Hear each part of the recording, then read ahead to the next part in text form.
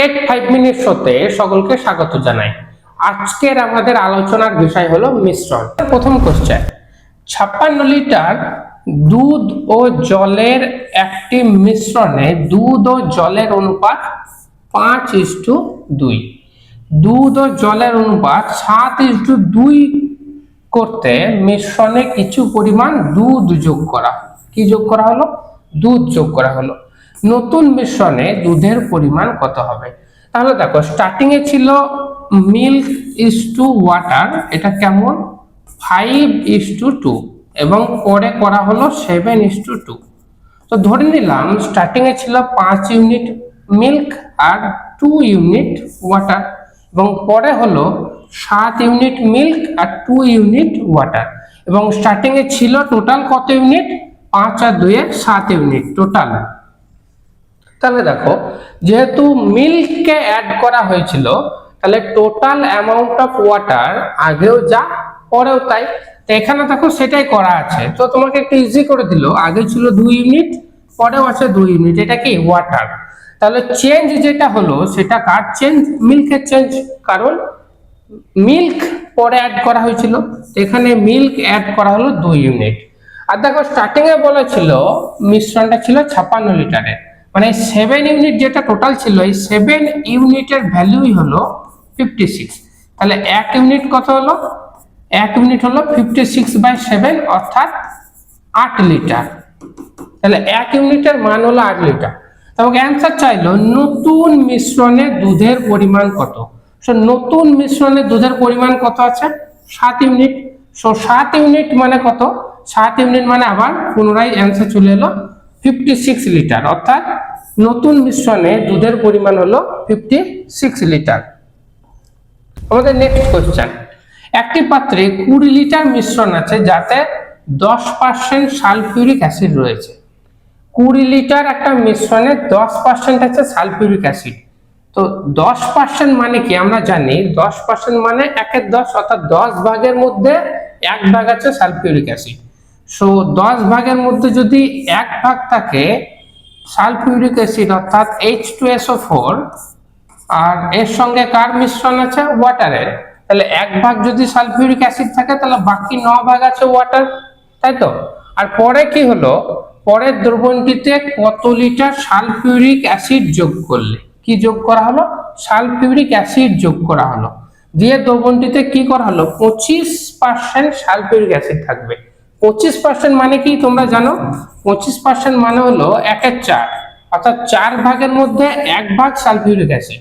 তো 4 ভাগের মধ্যে যদি 1 ভাগ সালফিউরিক অ্যাসিড হয়, তাহলে বাকি 3 ভাগ থাকবে ওয়াটার, আর অ্যাড করা হয়েছিল সালফিউরিক অ্যাসিড।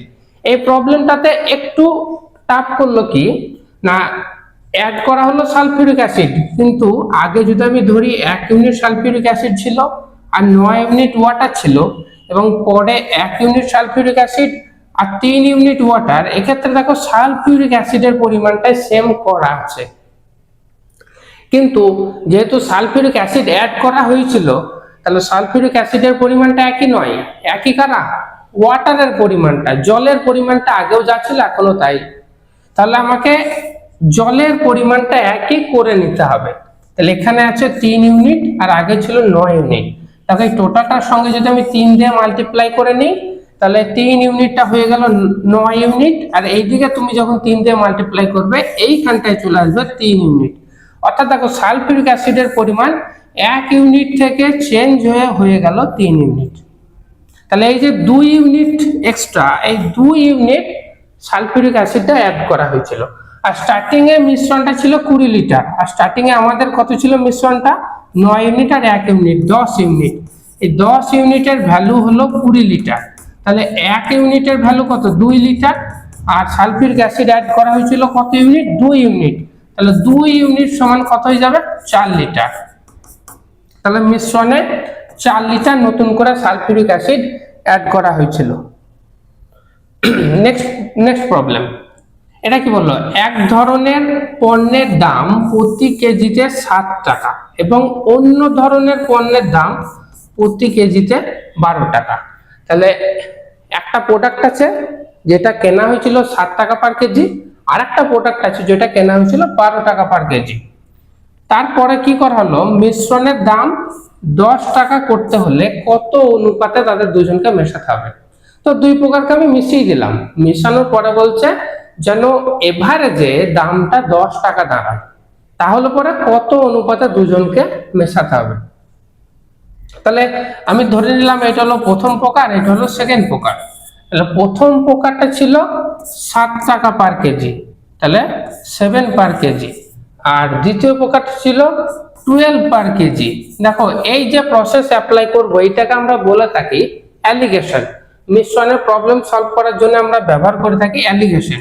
এবং এভারেজে আমরা বানাবো কত, এটাকে 10 টাকা পার কেজি, 10 টাকা পার কেজি। তাহলে পরে কি অনুপাতে মেশানো হয়েছিল দুজনকে, এরকম ভাবে দাগ দিবে, দিয়ে এইটা থেকে এইটাকে বিয়োগ করবে, 10 থেকে 7 কে বিয়োগ করো, কত হয় 3। তো সেইটাকে এই সোজাতে গিয়ে এখানে লিখবে, আর এই দিক বরাবর বিয়োগ করো, 12 থেকে 10 কে বিয়োগ করো, তাহলে এখানে আসে 2। জাস্ট এইভাবে তুমি করে নাও। তাহলে 2:3, প্রথম প্রকারটার 2 ভাগের সাথে দ্বিতীয় প্রকারটা 3 ভাগ মেশানো হয়েছিল। তাহলে অপশন নাম্বার বিটা হলো কারেক্ট। আর এই যে প্রসেসটা অ্যাপ্লাই করলাম এটা হলো অ্যালিগেশন। যদি অ্যালিগেশন রিলেটেড কোনো ভিডিও চাই তাহলে অতি অবশ্যই আমাকে কমেন্টে জানিও। দেখা হচ্ছে আবার পরবর্তী ভিডিওতে।